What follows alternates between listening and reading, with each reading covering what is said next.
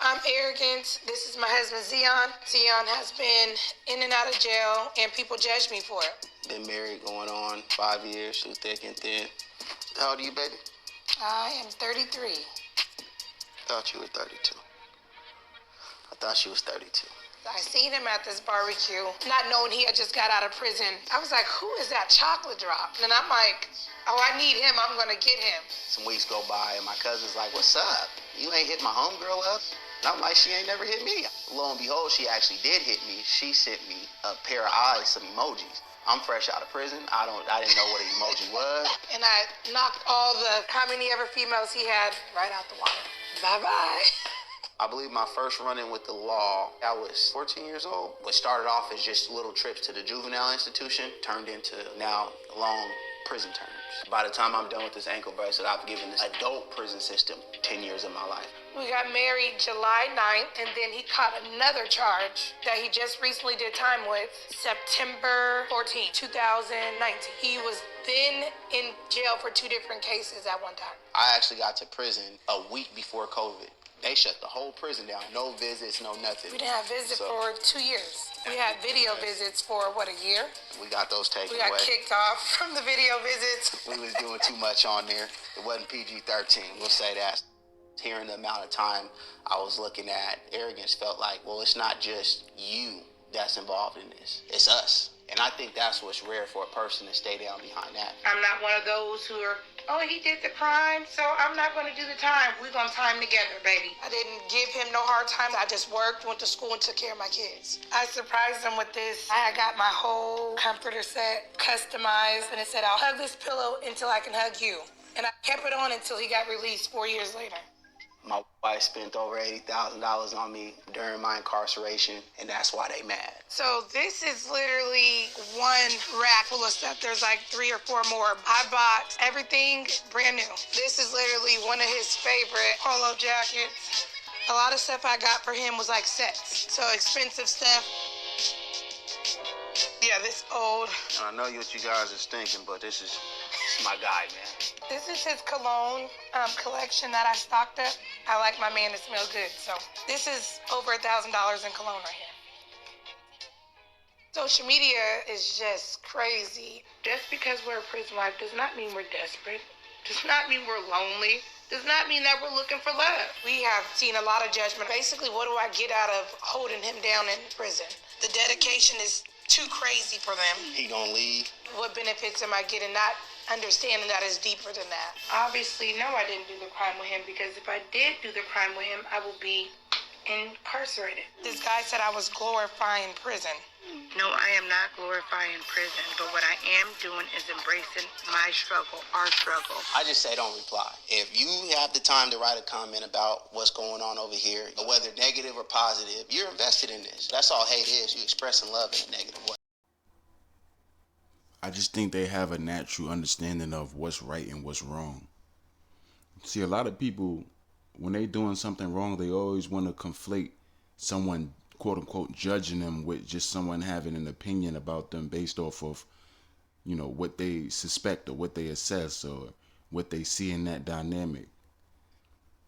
At the end of the day, in this situation here, it's kind of tricky for me because I could understand her loyalty or appreciation for him or the embracing, but also at the same time I could see the nefarious aspect of this segment where you can tell that they push these type of narratives so it can be more palatable, like, hey, it's okay to deal with a man that's in and out of prison, don't hold them accountable, and this is what you see on this segment here. There's no accountability held just when it comes to the woman and what she tolerates from the man. She's not saying, hey, he can't do this again. If he does this again, I'm leaving.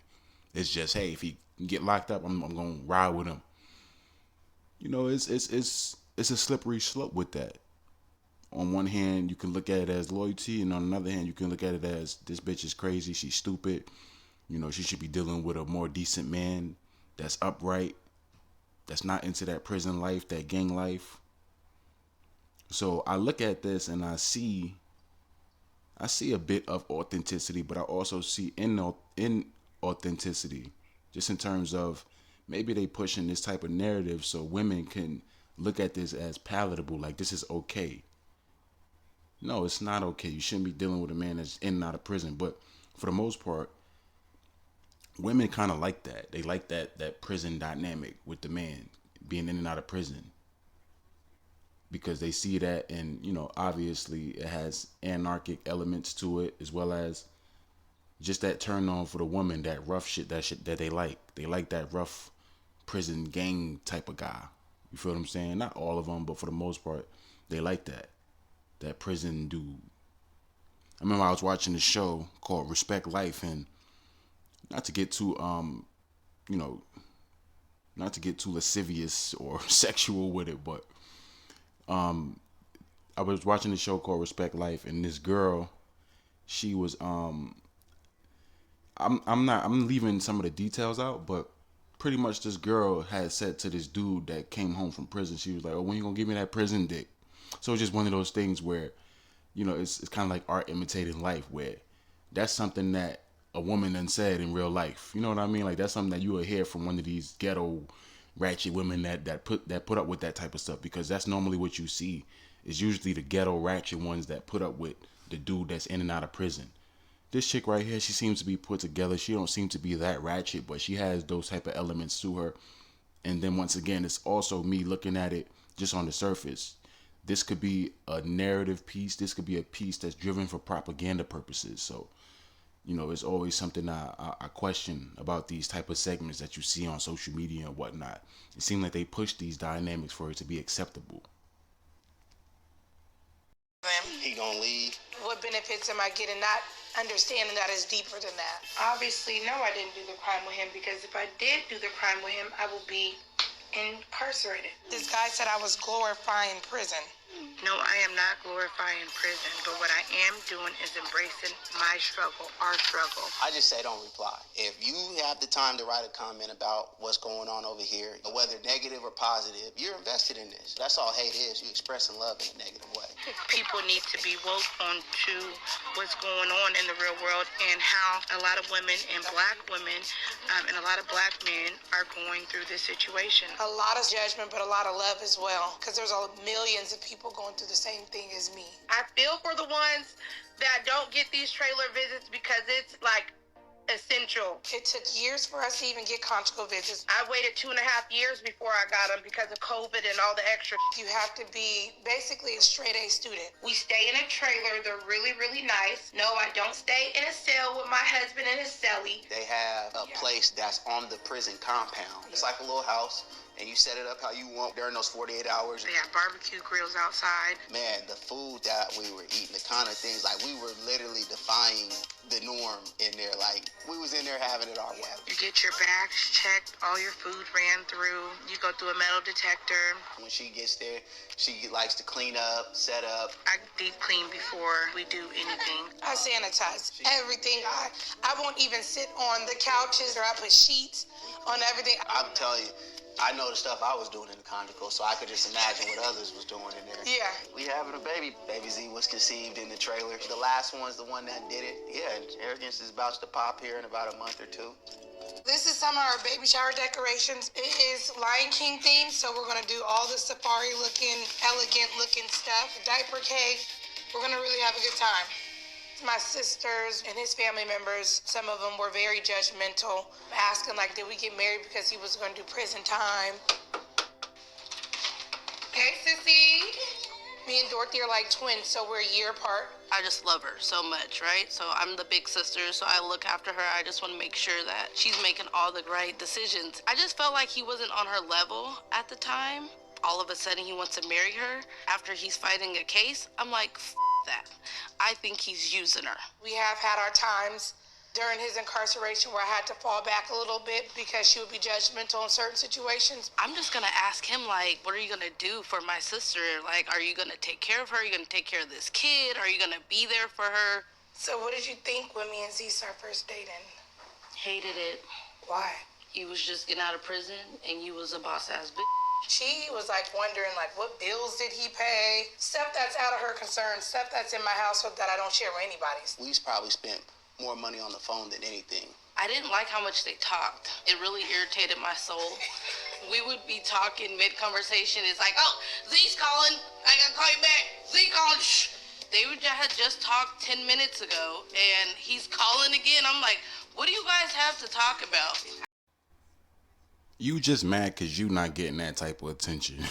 That's all that is. She just mad and salty because she ain't getting that type of attention. Like, get out of here with all that. Now, like I said, I see a sense of authenticity that's not necessarily authentic. Like, you can tell that they, like, when you watch certain reality shows, you can tell that they try to make it seem real, but in a fake way. It's the same shit with this a little bit. Even though I can kind of believe this a little bit more, but you can still see some of that, like trying to be authentic while inauthentic with it. And like I said, you see this girl here, she just being salty about her sister, quote unquote, getting attention and whatnot. That's all this is. And at the end of the day, it's like all they doing is perpetuating the same dynamic that you see when it comes to a girl that's dealing with a dude in and out of prison. Oh, you a boss bitch. Oh, you leveling up. He's on a lower level than you, and it's the same shit you see in most of these dynamics. So this is why I say that it's for me it's kind of like bullshit. It's kind of like they just want to push this propaganda so people can accept it. Oh, you're being judgmental. It's not like you can tell that they use these words to make people who stand on certain things feel bad about what they're standing on in terms of, you know, what's right and what's wrong. Because you have a lot of people out here who just leaves in the wind. They have no standards for themselves. They just live. They don't have any sort of boundaries or, you know, any sort of measure of what's good and what's not good for them, what they tolerate and what they don't tolerate. They just live. So when people, oh, you're judging me, it's not really judgment. It's just me having an opinion on what I understand this dynamic is here. You know what I mean? So, and it's another thing of like a defense mechanism that people jump to. Oh, you're being judgmental. So what? You're supposed to be judgmental. It helps you understand it helps you understand what you tolerate and what you don't tolerate. That's what being judgmental is about, is knowing what's good for you and what's not good for you based off of standards, going back to morals and principles. And for the most part, it's spiritual because, you know, judgment is in the scriptures. You judge. It's okay to be a judge. This is how you know that, not to digress, but this is how you know that we live in a world that's galvanized by Satan and Luciferianism. Because just the connotation that's on judging someone is always negative. Unless you in the courtroom or something like that. It's always a negative connotation on judgment. It's okay to judge. It's okay. Oh, don't judge me. When people say don't judge me, usually it's because they know that they're doing something wrong. They know that already. This is how you know we live in Satan's society, because things that's of righteousness are deemed negative for the most part, like judgment. Judging someone, that's a righteous thing. Especially, you know, if you in a dynamic, or, you know, if you in a spiritual vibration that's based in righteousness. And even if not, it's still righteous to judge someone.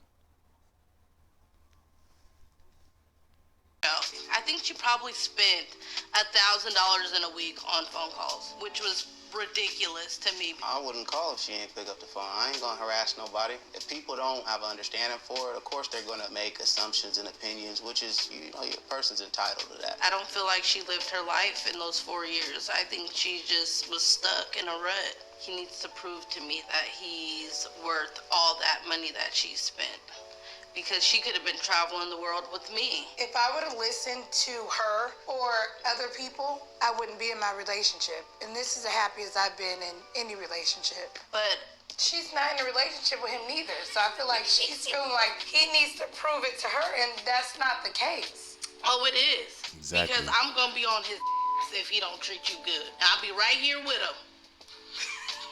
I think a lot of it is just coming from her feeling like somebody's taking her spot, or I'm not like that with her relationships at all.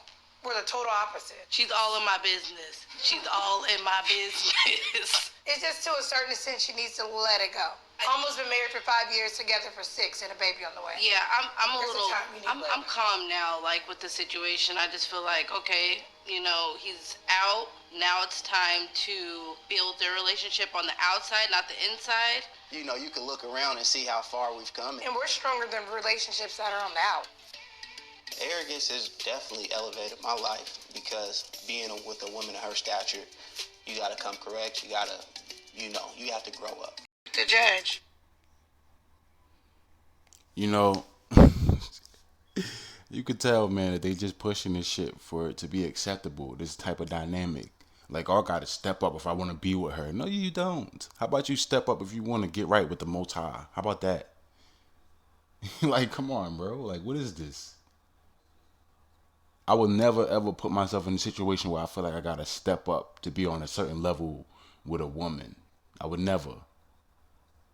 I would never give that much power to her, ever. So at the end of the day, it's like some of this I see, and you could tell that it's just propaganda driven, man. It's propaganda driven. Like the woman, she had a certain stature, and then he at a low level. He in and out of prison, so he got to work to get on her level and all this nonsense. Like, stop. And I'm not saying that these things don't occur in real life, but you can tell that this is propaganda. You can just tell. You can see all just propaganda all over this shit.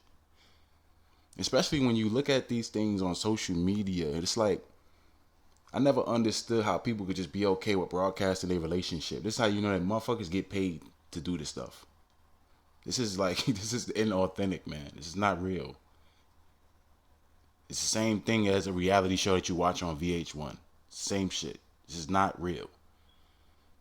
It's part real, part scripted. You know what I mean? Like, this is total inauthenticity, bro. And mind you, the girl's name is Arrogance. What? That's your name? Her name is Arrogance. You can't make this stuff up. Talking about don't be quick to judge. No, it's okay to judge. It's okay to judge. That means you have an understanding of, what's supposed to. You have an understanding of boundaries. Meaning, like, what's supposed to stop you from doing things that can lead to iniquity, to the point where, like, you get beside yourself. Like, it's like a buffer. It's supposed to stop you from going there with your iniquity or your sin. So it's important to judge. And that's not the only aspect of, judgment. It just also means that you're someone who understands what's right and what's wrong according to the scriptures, according to the dictates of the Most High, knowing that you are set up to be a judge. Just in terms of the deeper understanding as a so-called black man, a God is has the same job as a judge. A God is a judge. One who judges is one who has power, meaning you are a God. That's why the Most High said, ye are gods, because ye are judges. So it's okay to judge. Don't let nobody tell you that you're wrong for judging. It's okay to judge.